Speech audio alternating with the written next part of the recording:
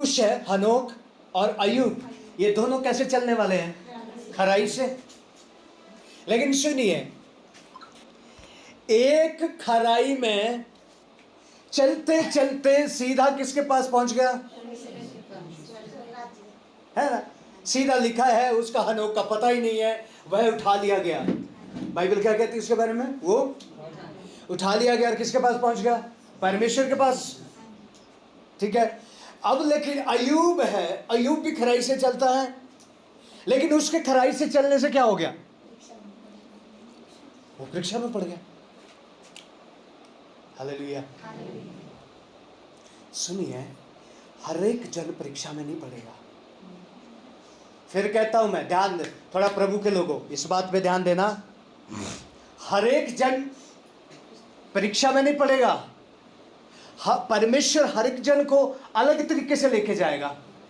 हर एक जन के लिए परमेश्वर का अलग प्लान है। अब जब जाते ये दोनों गए, अब यदि हनोक उसमें जाता तो पता नहीं वो टिक पाता कि नहीं, लेकिन अय्यूब उस परीक्षा में गया, वो खड़ा रहा, है ना?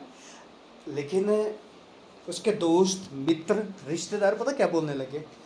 जरूर कोई पाप किया है इसने। क्या बोलते हैं? जरूर कोई पाप किया है इसने। और आज की कलीसिया भी कैसी है? जैसे ही बीमार, जरूर कोई पाप किया है इसने। ध्यान दीजिए, न्यायी न्यायी, मैं तो अच्छा हूं, मैं तो खा रहा हूं, मेरे पास, इसके पास नहीं है, सही नहीं चल रहा है ये। कैसे नहीं चल रहा है ये सही नहीं चल रहा है। जरूर इसने क्या किया है? पाप किया है। लेकिन अय्यूब ने क्या पाप किया था? बल्कि वो तो परीक्षा में किस वजह से पड़ा? अपने खराई की वजह से। खरा चलने वाला आदमी था। ठीक है। लेकिन याद रखें, वो थोड़ा सा पीरियड था। अब खरा मनुष्य की क्वालिटी में आपको एक और बताता हूं। जब खरा मनुष्य होता है, वो पता क्या करता है? अब यदि मैं होता, अय्यूब की जगह मैं होता, मैं उस परिस्थिति में बोलता, और आप लोग कलीसिया के लोग या कोई भी मेरे मित्र लोग तो मेरे को बार बार, उसके मित्र उसके पास आके बोले, मालूम है आपको, और अय्यूब बैठा कहाँ है? राख के ढेर पे। कहाँ बैठा है अय्यूब? राख के ढेर पे बैठा हुआ है, और मित्र लोग उसको वहां मिलने आ रहे राख के ढेर पे, और क्या बोलते हैं पता है? अय्यूब पश्चाताप कर ले। किसको बोल रहा है? और मालूम है जो उसको बोलने वाले हैं ना, अय्यूब उन सबसे धर्मी है। बाइबल क्या कहती है? उस जैसा कोई धर्मी नहीं है।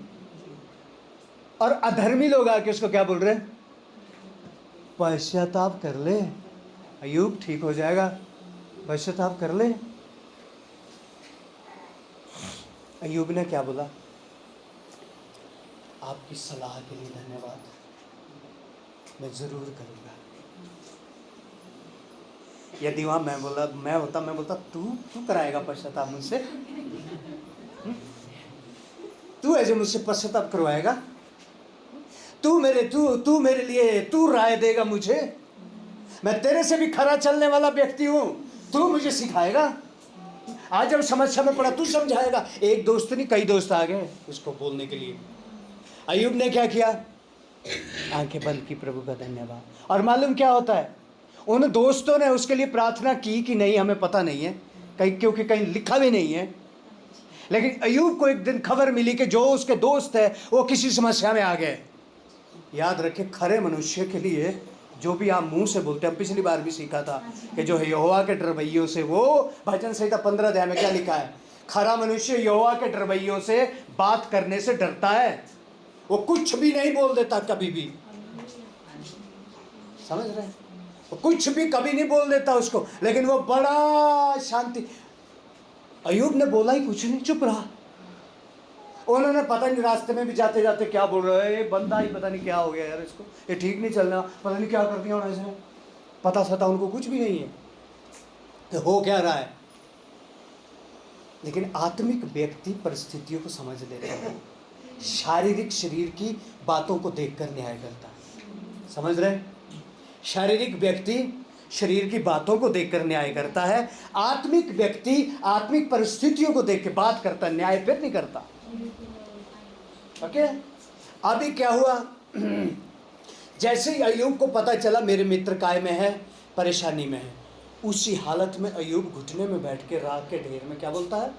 हे पिता, मैं मेरे दोस्तों के लिए प्रार्थना करता हूँ। हम क्या बोलते हैं? अभी कहाँ और बोलेगा मेरे को? हैं? और बोलेगा? मैं प्रभु का चुना हुआ हूँ। और बोलेगा? यदि उस समय मोबाइल फ़ोन का ज़माना होता तो अय्यूब फ़ोन करता, हाँ भाई मुझे राय देने आए थे, अभी अपने क्या हाल है, यदि मोबाइल का ज़माना होता। लेकिन था नहीं, इसलिए अय्यूब ने क्या किया?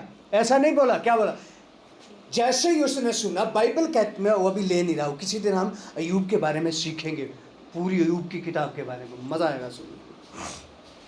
अभी अय्यूब ने जैसे ही सुना, अय्यूब ने क्या किया? घुटने पे आ गया और अपने छिलके निकले हुए हैं, अपनी सारी चमड़ी निकल गई उसकी, थोड़े आ गए। लेकिन अभी तरस किसके ऊपर कर रहा है? दोस्तों के ऊपर घुटने में आके, हे यहोवा दया कर प्रभु, दया कर, रो के प्रार्थना। मैं कहता हूँ उसके आंसू से उसको जलन हो रही हो, क्योंकि इस चमड़ी फट गई ना, उसका आंसू आ रहा है, उसको जलन। लेकिन उसने उसकी भी परवाह नहीं की। किसके लिए प्रार्थना कर रहा है? प्रभु दया कर। ये करने के बाद ना, बाइबल कहती है यहोवा का दिल फट गया। यहोवा का दिल फट गया। और क्या बोला परमेश्वर? शैतान अभी के अभी अय्यूब को छोड़, निकल यहां से, अब भी निकल, भाग यहां से। और बाइबल कहती है जो उसने खोया था डबल पाया,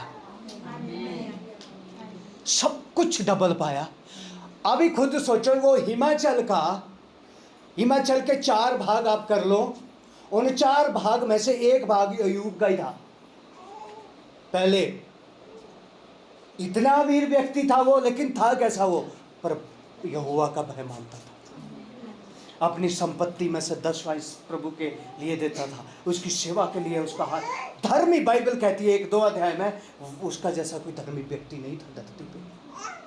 अब हिमाचल के 4 भाग आप कर लो, उन 4 में से एक हिस्से का हकदार कौन था? अय्यूब। बाकी 3 हिस्सों में और रहते थे। अभी परमेश्वर ने आधा हिमाचल दे दिया उसको। हालेलुया। जो संपत्ति उसने खोई वो डबल दे दी। अब जो ये देह उसकी सड़ी खराब हुई, परमेश्वर ने उसको ज्वाल कर दिया। Hallelujah, hallelujah. ये कौन है? खरा मनुष्य, क्योंकि खरा मनुष्य हर एक बात खराई से करता है। आमीन, हालेलुया।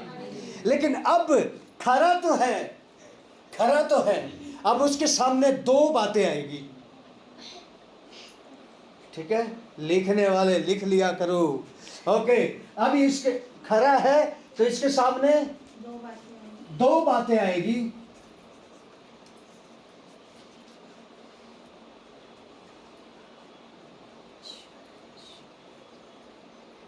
ये मैंने लिखा है सही।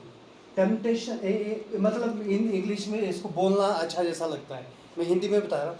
टेम्पटेशन एंड ट्रायल्स, प्रलोभन और परीक्षा।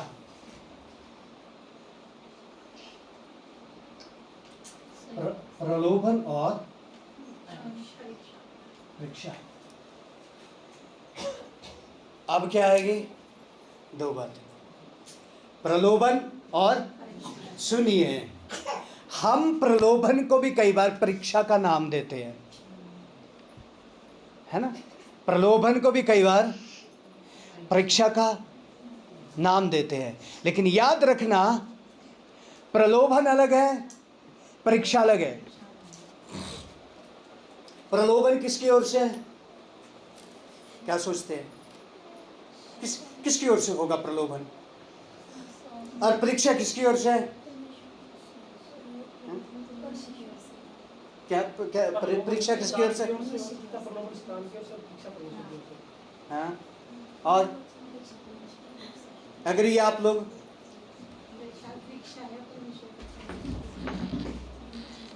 चलो प्रभु का धन्यवाद मैं ये देता हूँ कि समझ रहे वचनों को, कुछ तो मतलब जान रहे हैं कि सब लोग।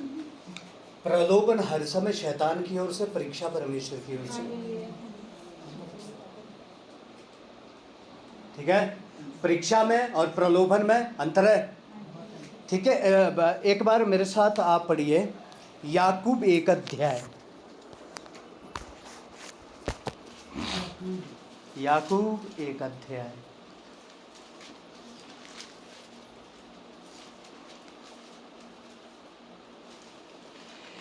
उसकी 2 आयत से लेकर 4 आयत तक पढ़िए। हे मेरे भाइयों, जब तुम नाना प्रकार की परीक्षाओं में पढ़ो, हाँ। तो इसको पूरे आनंद की बात समझो। हाँ। यह जानकर कि तुम्हारे विश्वास के परखे जाने से धीरज उत्पन्न होता है। हाँ। पर धीरज को अपना पूरा काम करने दो, हाँ। कि तुम पूरे और सिद्ध हो जाओ, हाँ। और तुम में किसी बात की घटी न रहे। ओहो, हालेलुया। सुनिए प्रभु के लोगों, ये क्या है? परीक्षा के प्रलोभन है जो हमने पढ़ा अभी। परीक्षा, इसलिए प्रलोभन को हम थोड़ी देर मिटा देंगे। ये क्या है? परीक्षा।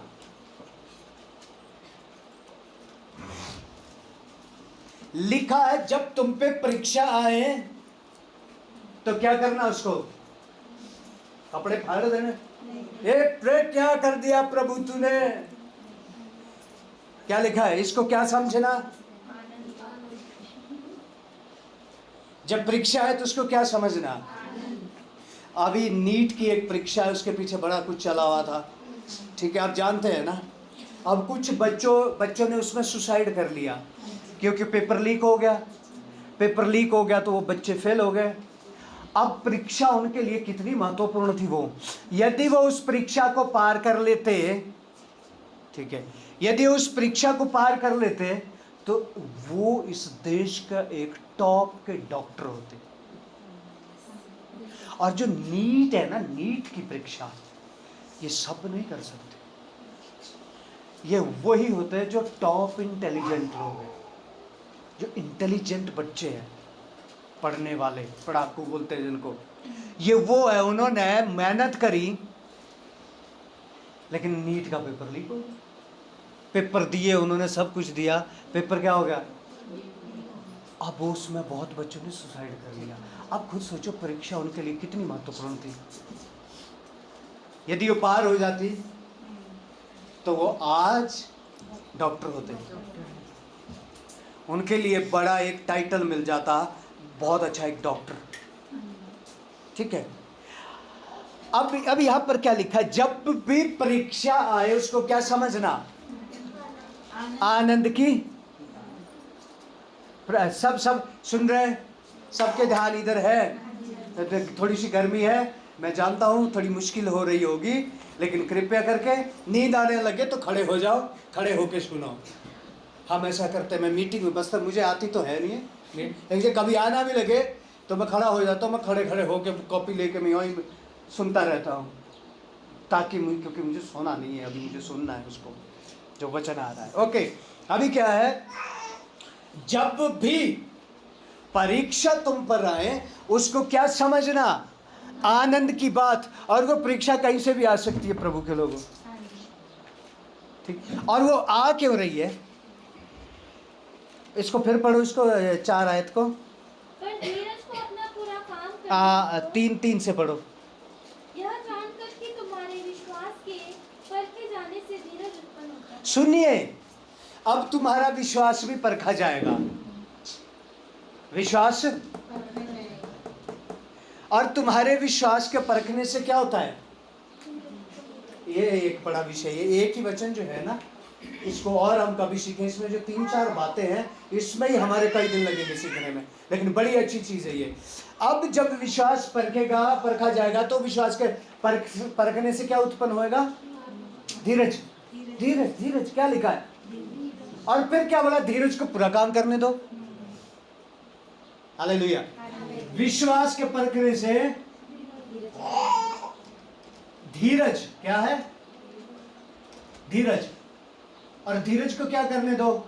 काम, पूरा काम। इसका मतलब धीरज विश्वास की परख के लिए धीरज क्यों चाहिए? विश्वास की परख के लिए क्या चाहिए? ये चाहिए क्यों धीरज? सहना नहीं जाएगा तो फिर उसको कैसे होगा?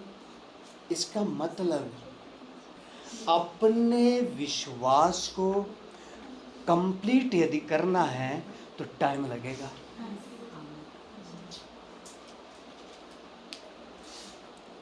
ठीक है, अब्राहम को परमेश्वर ने कहा, क्या कहा? बेटा दे। धीरज, धीरज देखना है, धीरज देखना है तो अब्राहम से देखो। विश्वास की परख देखनी है तो किससे देखो? लेकिन हमारे को पता क्या चाहिए? आज प्रार्थना की शाम तक चाहिए।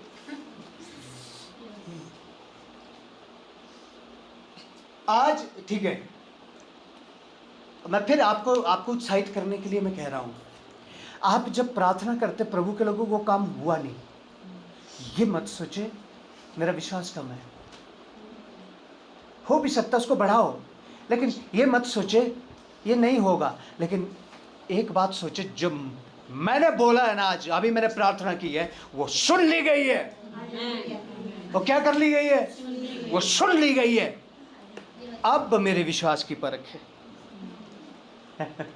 ठीक है, प्रभु ने सुन ली, अब क्या है? परख। अब परख कैसी है? कब तक विश्वास में धीरज धरता है जरा।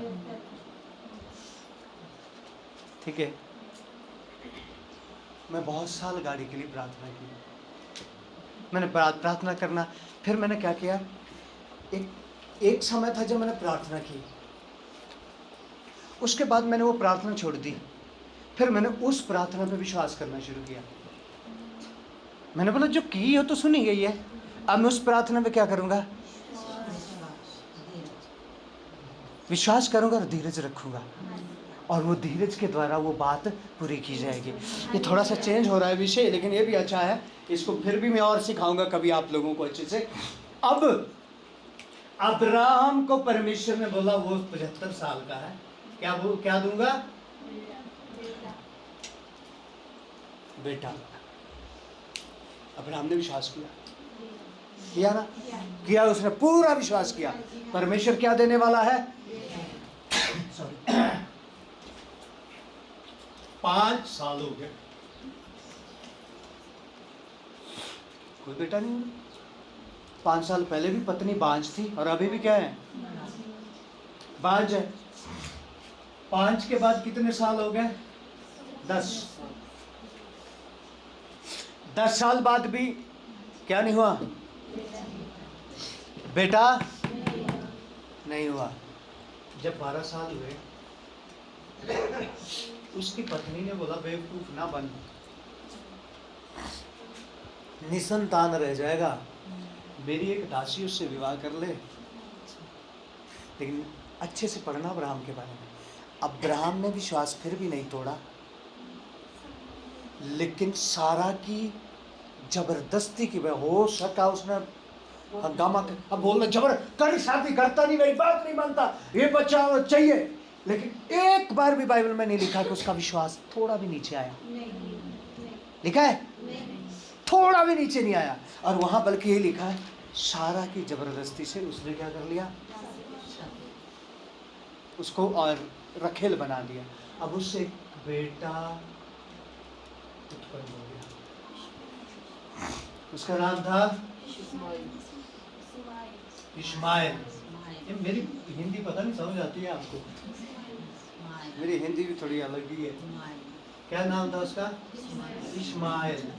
ओके, बेटा उत्पन्न हो गया। अभी भी अब्राहम क्या बोलता है? जो परमेश्वर ने मुझे बोला कि बेटा दूंगा वो दे। उसको पता है परमेश्वर सारा से ही देगा। ये वायदा का पुत्र नहीं है, ये जबरदस्ती पैदा किया गया है। वायदे का तो वो होगा जो जिसे परमेश्वर देगा। 75 साल का था, विश्वास किया। अब परमेश्वर ने उसके विश्वास को परख में डाल दिया। कहाँ डाल दिया? खरा निकलता है कि नहीं निकलता? तो क्यों टूट जाते फिर हम विश्वास में? मैं आप लोगों को उत्साह देना चाहता हूँ, हारना नहीं है। जो आपने प्रार्थना कर ली, विश्वास करो आज यीशु के नाम से सुनी गई है। प्रभु अब मेरा विश्वास जब तक ये नहीं हुआ मैं हटूंगा नहीं। एक प्रभु के दास से मैं मिला, वो बोलता मैं उपवास पता कैसे रखता हूँ। मैं उनसे मिला, मैं मालूम पड़ता मेरा उपवास कैसा होता है। मैंने आज बोला मान उदाहरण करण भाई है यहाँ, या कुछ बात है इनके जीवन में है या गलत है, कुछ भी है, मैं चाहता हूँ इनका जीवन बचे, ठीक है, मैं चाहता हूँ इनका जीवन बचे। अब मैं इनके लिए एक दिन उपवास, 2 दिन या 3 दिन उपवास, 21 दिन उपवास नहीं बोलता। मैं पता कैसे, ये मेरा तरीका है, मेरा तरीका, क्योंकि मुझे पता है जब मैं परमेश्वर के सामने बैठा वो होगा। वो कैसा उपवास करते हैं कि मैं सुबह ब्रेकफास्ट छोड़ देता हूँ, और वो जो ब्रेकफास्ट का पैसा है वो मैं सेवा में देता हूँ। और जो मैं जब मुझे भूख लगती है फिर मैं कहता हूँ भाई करण के लिए मैं प्रार्थना करता हूँ, प्रभु मेरा उपवास है, जब तक भाई करण नहीं सुधरे, वो 2 साल लगे 4 साल लगे, मैं ब्रेकफास्ट नहीं करूँगा। हालेलुया।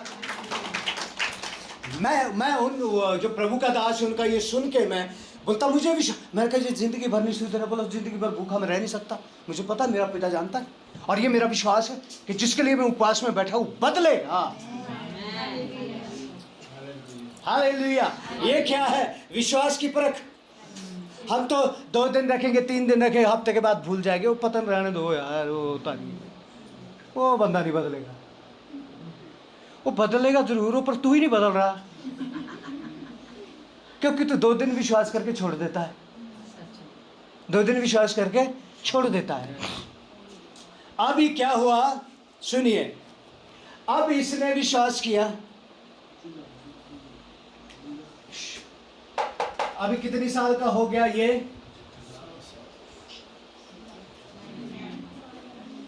99। और उसकी पत्नी 89, 10 साल का फर्क था इनमें। अब्राहम 10 साल बड़ा था, 89। एक दिन दूत आया, 99 साल का जब हुआ दूत आया, दूत ने बोला अगली साल इसी वक्त, परमेश्वर ने बोला है मुझे इसी वक्त तेरे बेटा हो। अब्राहम ने बोला यस, मैं विश्वास करता, मैं तो 25 साल से ही विश्वास करता आ रहा हूँ कि अब मेरा बेटा होगा, क्योंकि कहा है, मुझे पता है वो जो मेरा विश्वास परमेश्वर ने पकड़ के आग की भट्टी में डाला हुआ है और वो परखा जा रहा है। और 25 साल बाद भी अब्राहम विश्वास की परख में खरा निकला। बात समझ आ रही है कि नहीं आ रही है? यदि उसने बीच में विश्वास छोड़ दिया होता तो आज अब्राहम का नाम बाइबल में होता ही नहीं। कई ऐसे होंगे जिनका नाम आया ही नहीं, क्योंकि उन्होंने विश्वास छोड़ दिया। इसने छोड़ा ही नहीं। सारा हंस गई, बूढ़ी कोख से बेटा, मेरा तो मासिक धर्म भी कब से बंद हो चुका है। परमेश्वर का कहने का मतलब क्या था? जब तुम्हारे से कुछ नहीं हो सकता, मेरे से हो सकता है। Hallelujah, hallelujah. और अब्राहम जब 100 का हुआ, सारा 90 की, उन्होंने एक बेटे को उत्पन्न किया, उसका नाम था इसहाक। और वो बेटा उनके शरीर की ताकत का था ही नहीं, वो परमेश्वर के अनुग्रह का, क्योंकि शरीर में तो ताकत ही नहीं थी। अब्राहम में बेटा पैदा करने की ताकत नहीं है, सारा के कोख में रखने की ताकत नहीं है, लेकिन फिर भी अब्राहम ने पैदा किया, सारा ने रखा। क्यों? उसके अनुग्रह से। विश्वास पर रखा जाएगा। आप खरे हैं, खराई से चल। कई बार हम सोचते हैं मैं आजकल चल तो मैं बड़ा अच्छा रहा हूँ या मैं बड़ी कोशिश कर रहा हूँ, लेकिन फिर भी ये दिखते क्यों? होएगा ना, चलने की कोशिश की है ना, तो तुम्हारा खरापन तो भी परखा जाएगा। यदि डायरेक्ट आज ही तुम्हें दिया जाएगा, घमंडी हो जाएंगे। आज ही तुम्हें यदि दिया जाए ना तो घमंडी हो जाएंगे। प्रभु के लोगों, हमने ये 25 साल की जो सेवकाई का जीवन रहा ना, इसमें इतना कुछ मैंने सीखा। एक समय था शुरू में, जब इतने लोग बैठे तो मैं भी एक घमंड करता था। अरे कितने लोग हैं। बाद में जब प्रभु ने सिखाया तेरे नहीं है ये मेरे, दया करके मैंने तेरे सामने बिठा के रखा है इनको। धन्यवाद दे परमेश्वर का कि मैं तेरे सामने बिठा के रखा इनको जो सुन रहे हैं। और तू भी धन्यवाद है कि मैं तुझे वो बातें दे रहा हूं जो इनको सिखानी है। तेरे नहीं है।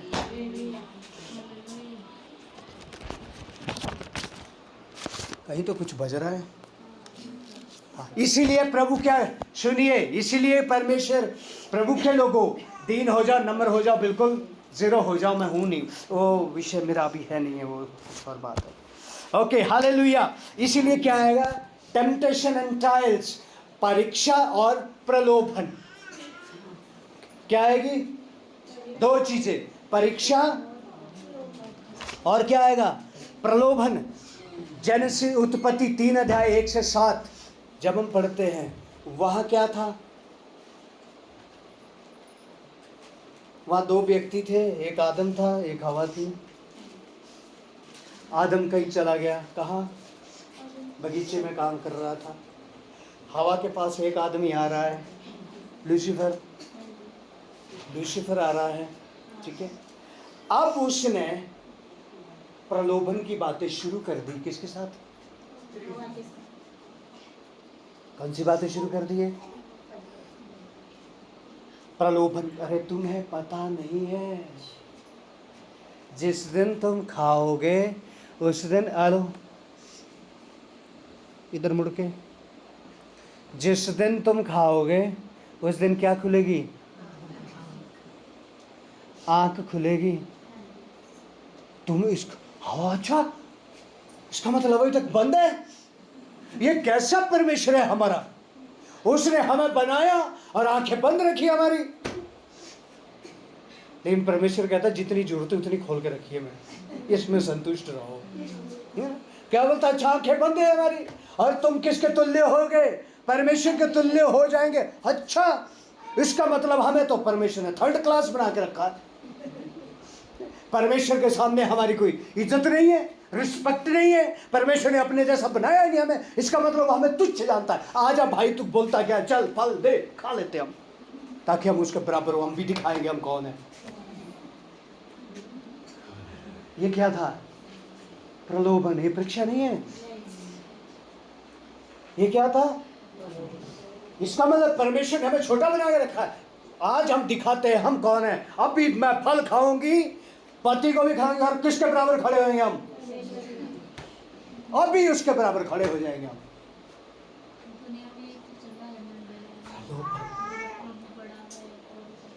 ये प्रलोभन है, ये परीक्षा नहीं है। प्रलोभन आपको परीक्षा में गिराएगी। आज यदि हम अपने जीवन में ये बातें करते हैं कि हम दिखाएंगे हम कौन है, आज मैं कहता हूँ प्रार्थना करो, उन बातों को जीवन से दूर करो। हम कुछ नहीं दिखाएंगे। यहोवा मुझ में तू दिख के तू कौन है। हालेलुया। लोगों को क्या दिखना चाहिए? मैं दिखना चाहिए कि मैं कौन हूँ, देखो मुझे, मैं कौन हूँ। लेकिन मुझ में क्या दिखना चाहिए? यीशु दिखना चाहिए और लोगों को पता चल लगना चाहिए यीशु कौन है। हालेलुया।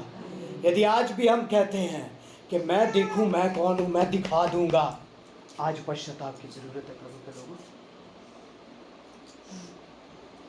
आज पश्चाताप की जरूरत है। आज पश्चाताप करो, आज पश्चाताप करो, क्योंकि जिस दिन मैंने यीशु को ग्रहण किया, अब मैं कुछ नहीं हूँ, मुझ में मसीह जिंदा है। आपको कोई सताए, जो मर्जी कर, आप उसके लिए कहे प्रभु तू दिखा के तू कौन है, मेरे जीवन से तू दिखे प्रभु तू कौन है। लेकिन उससे पहले तो हम अपनी गाड़ियाँ निकाल लेते हैं, उससे पहले तो हम अपनी कड़वाहट निकाल लेते और हम दिखा देते कि मैं कौन हूँ। लेकिन अपने आप को दबाओ और कहो यीशु तू दिखे तू कौन है। तेरा प्यार हर परिस्थिति में मेरे अंदर से बाहर आए। Hallelujah, hallelujah. कितनों को नींद आ रही है? नहीं आ रही है? ये बात समझ आ रही है? नींद नहीं आ रही तो समझ आ रही है? ओके, याकूब 1 अध्याय 13 और 14 आयत पढ़ो जरा। जब किसी की परीक्षा हो, हाँ, तो वह यह ना कहे हाँ, कि मेरी परीक्षा हाँ। क्योंकि न तो बुरी बातों से परमेश्वर की परीक्षा हो सकती है और न वह किसी की परीक्षा आप करता है। ओके, अब यहाँ थोड़ा समझना, इंग्लिश बाइबल तो नहीं है यहाँ, थोड़ा सा हिंदी जो ट्रांसलेशन में थोड़ा सा फर्क होता है। यहाँ भी परीक्षा दिया गया है, लेकिन ये परीक्षा वो परीक्षा नहीं है। इंग्लिश में इसके लिए एक अलग शब्द है। जब हम मूल भाषा पढ़ते हैं, कई शब्द ऐसे जो एक ही दिए गए हैं, ठीक है। यदि हम सोचे, जब हम प्रलोभन में पढ़ते हैं, क्या में पढ़ते हैं? प्रलोभन में पढ़ते हैं, क्या होगा? कुछ भी आई। यदि हम सोचते हैं कि परमेश्वर ने मुझे समस्या में डाला है, तो आप ये भूल जाए, परमेश्वर कभी समस्या में नहीं डालता। अमीर बनने की तो मेरी इच्छा थी। अमीर बनने की किसकी इच्छा थी? अब वो वचन बहुत सारे हैं, अब है ना, किसकी इच्छा थी? अब अमीर बनने के लिए मैंने लोन लिया, परमेश्वर ने तो बोला ही नहीं, ये परमेश्वर ने नहीं डाला है, ये प्रलोभन। प्रलोभन कहाँ से आया? अरे मेरे पड़ोसी के पास तो घर बनाया उसने कर्जा लेके, क्या कोठी बनाई है ना, और अच्छे से दे रहा, अब मैं भी लूंगा, मैं भी ऐसी कोठी बनाऊंगा जैसे इसने बनाई, और क्या लूंगा मैं भी? कर्जा। कर्जा दिया नहीं गया, एक दिन कोठी भी गई, सब कुछ गया। अब क्या बोलते? प्रभु तो दिखता नहीं है मुझे। प्रभु ने बोला, मैंने तो बोला ही था। सारा को, अब्राहम को बोला, मैंने तो बोला नहीं था इस्माइल पैदा कर। अब क्या करना पड़ेगा? निकालो इसको यहाँ से। सुनिए, जो प्रलोभन में आके आप अपने जीवन में प्राप्त करोगे ना, उसको बाहर फेंकना पड़ेगा। समझ आ रहा है? वो नहीं रहेगा आपके पास, नहीं रहेगा। उसने बोला, अच्छा इसहाक, ओ मेरा बेटा, हमने तो बचपन से इसको दूध पिला, छोटा सा पाला है, पाला होगा मुझे पता नहीं है, मैंने तो बोला नहीं था। क्या कर, इसकी माँ को भी निकाल घर से बाहर, और इस बच्चे को भी निकाल, मैंने तो तुझे इसहाक दिया है। हालेलुया। याद रखना, यदि हम प्रभु के साथ चले हुए हैं ना, तो हमारी इच्छा की कोई भी चीज़ प्रभु हमारे जीवन में नहीं रहने देगा, क्योंकि हम भटक जाएंगे। प्रभु नहीं चाहता हम भटके, प्रभु चाहता है हम उसके साथ आगे बढ़े। Okay, hallelujah. अब ये यूहन्ना, पहला यूहन्ना 2:16 एक आयत पढ़ो।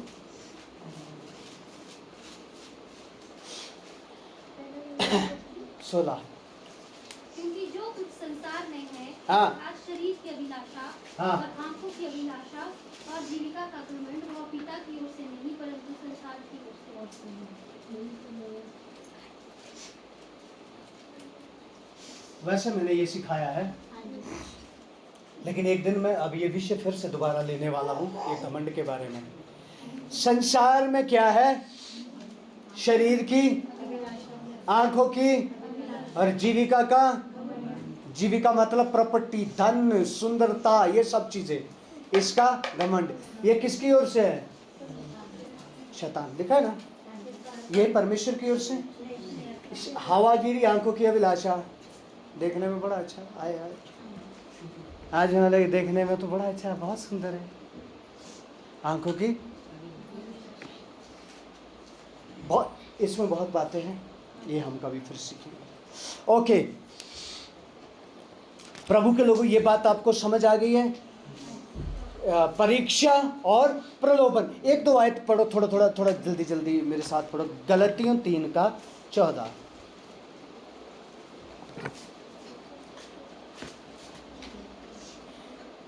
निकाल के रखो, अभी पढ़ना नहीं, निकाल के रखो, जो लिख रहे उसको लिखो। ओके, अभी ध्यान दो। अब्राहम की, देखो ये बड़ी बात है ये, अब्राहम का विश्वास परखा गया कितनी साल? 25 साल। लेकिन 25 साल बाद भी वो कैसा निकला? खरा। 25 साल बाद कैसा निकला वो? विश्वास में खरा। और 25 साल बाद भी उसका वही विश्वास था जो 25 साल पहले बेटा देगा।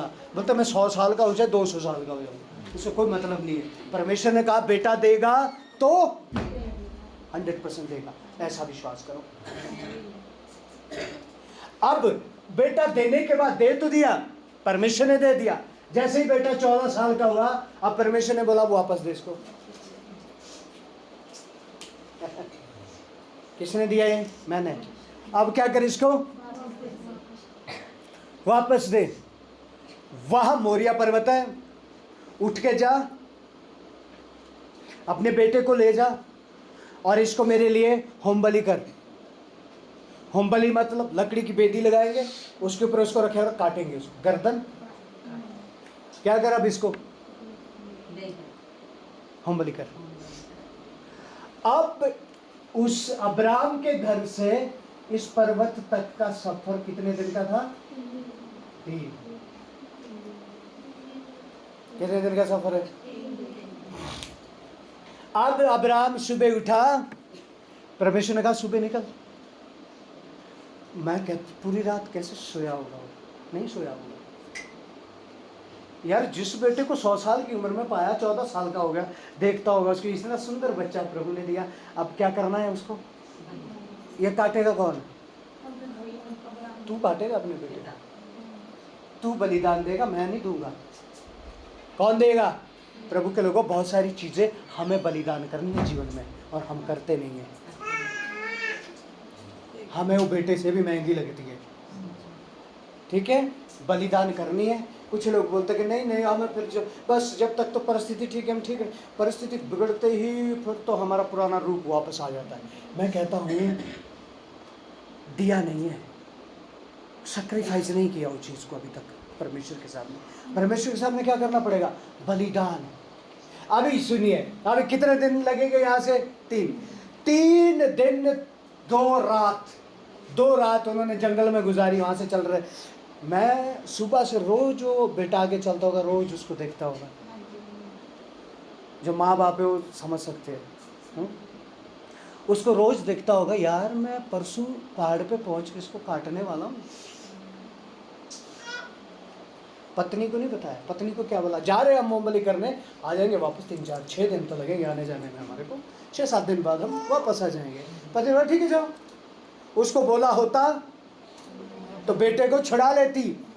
और अब्राहम का विश्वास तो देखो, वो क्या चाहता है? मेरे और परमेश्वर के बीच में पत्नी भी नहीं आनी चाहिए। मेरे और परमेश्वर के बीच में कौन भी नहीं आएगी? पत्नी भी नहीं आएगी। जो मैंने परमेश्वर के लिए करना है वो मैं करके रहूंगा, पत्नी भी बीच में ना आए। उसने बोला मैं हम जा रहे आएंगे, उसको बताया ही नहीं, क्योंकि उसने बोला मैं काटूंगा। जब प्रभु ने बोला ना, मांग लिया, काटूंगा मैं। अरे जब 100 साल की उम्र में दे सकता है तो काट के भी जिंदा कर सकता है। इसको मैं होम बलि करके जला दूंगा, फिर भी जिंदा कर सकता है। प्रभु मैं उस पार से खाली नहीं आऊंगा। हालेलुया। ये है खरा मनुष्य।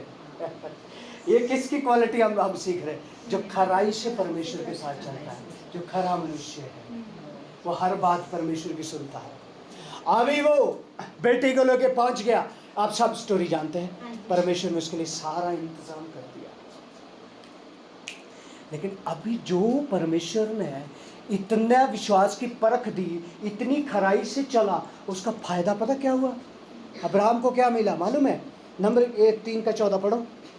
यह इसलिए हुआ कि अब्राहम की आशीष मसीह यीशु में अन्य जातियों तक पहुंचे। सुनिए, और हम विश्वास के द्वारा उस आत्मा को प्राप्त करें जिसकी प्रतिज्ञा हुई। हालेलुया।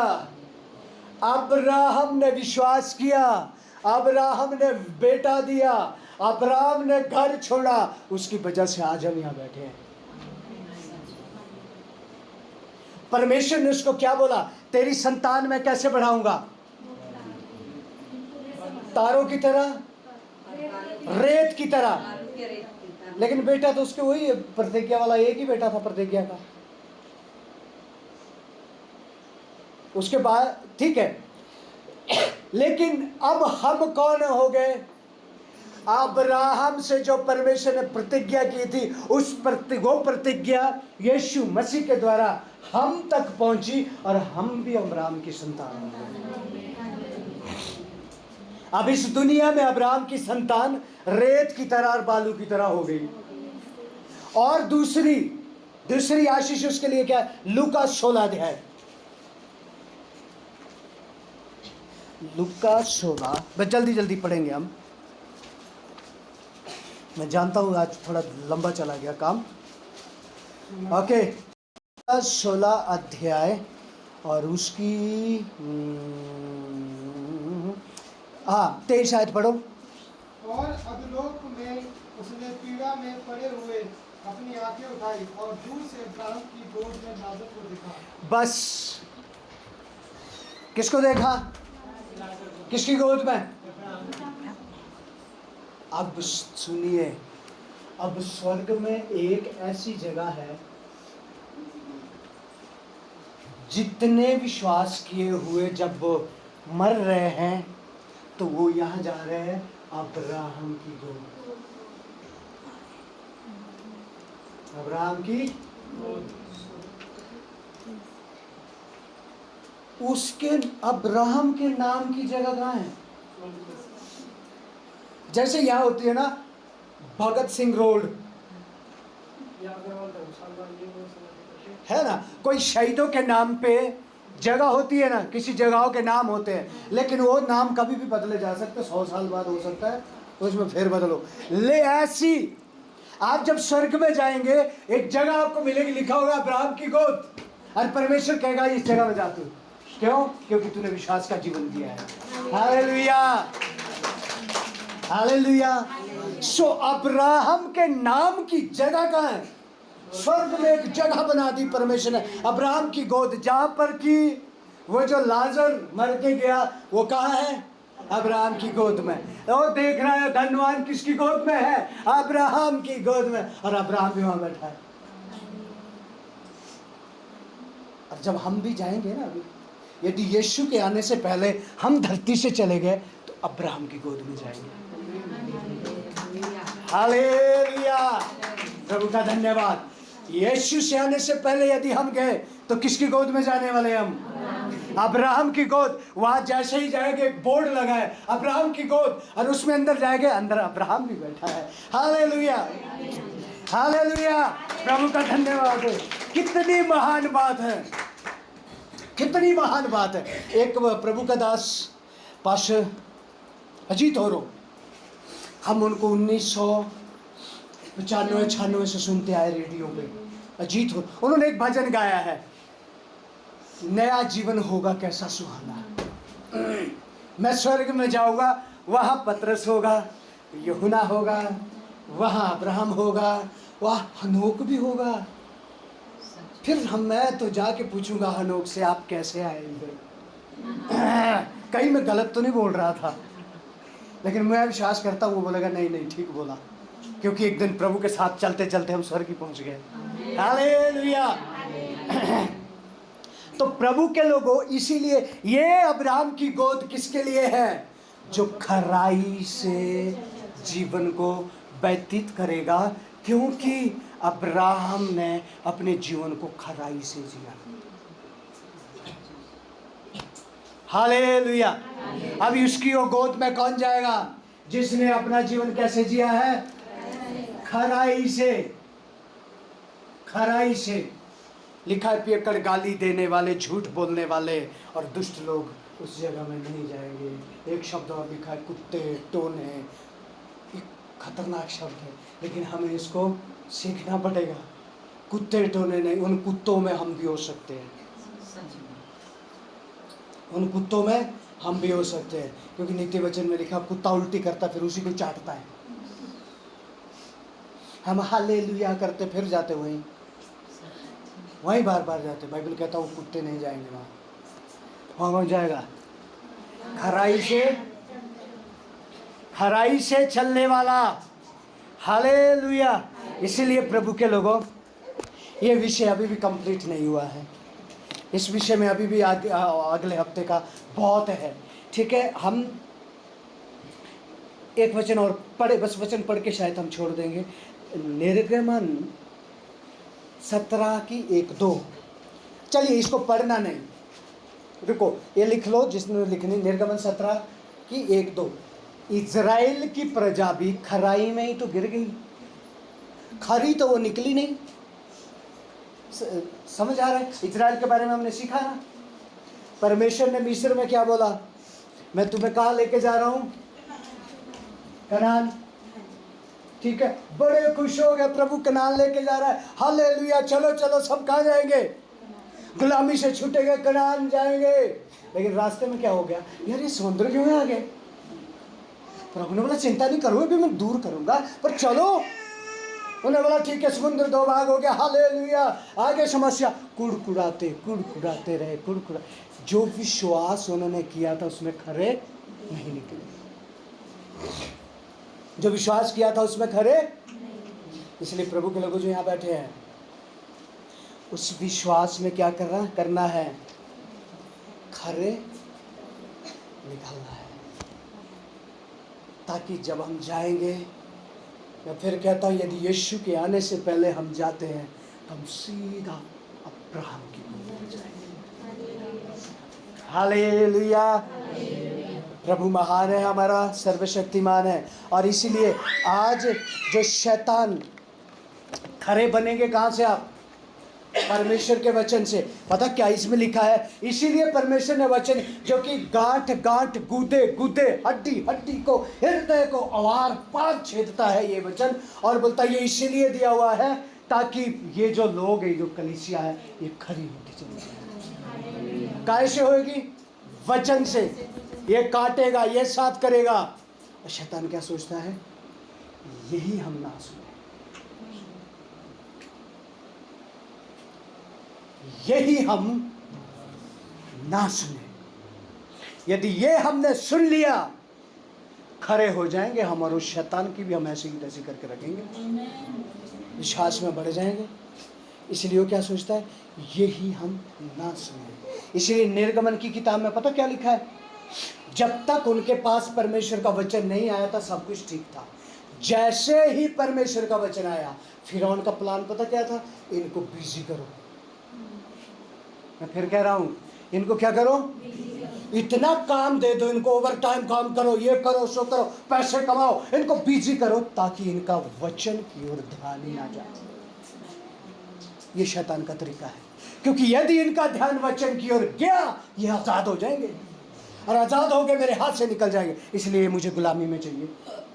ये विषय शायद हम ऑनलाइन सीखने वाले हैं, मैं प्लान कर रहा हूँ, ये एक विषय है, ये आज़ादी। सब जुड़ो, गूगल में जो जूम मीटिंग होती है उसमें हम ये सीखने वाले हैं। शैतान कहता है ये आज़ाद क्यों हैं, शैतान नहीं चाहता हम आज़ाद हो जाए। इसलिए हम शैतान की सारी योजनाओं को समझने वाले हो जाए, प्रभु के लोगों, परिपक्व हो जाए, बड़े हो जाए, बच्चे ही नहीं बड़े हो जाओ, समझना शुरू करो परमेश्वर का वचन क्या कहता है। आमीन, हालेलुया। प्रभु इस वचन से आशीष दें। और अभी हम एक भजन गाएंगे, और मैंने कहा था भाइयों की टीम भजन गाएगी, पर मुझे नहीं लगता कि भाइयों ने कुछ तैयार किया है भजन। करण भाई, राकेश भाई है भजन, तो वेरी गुड। चलो ठीक है, ये भाई लोग जो यहाँ बैठे हैं एक भजन गाएंगे, हम भेंट देंगे, लेकिन गाना फटाफट है। वो भेंट का कहाँ है,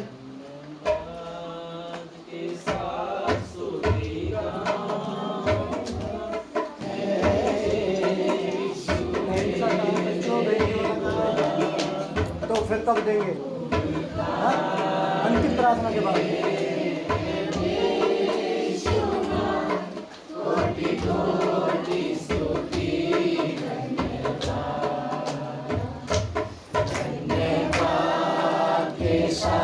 स्तुति गा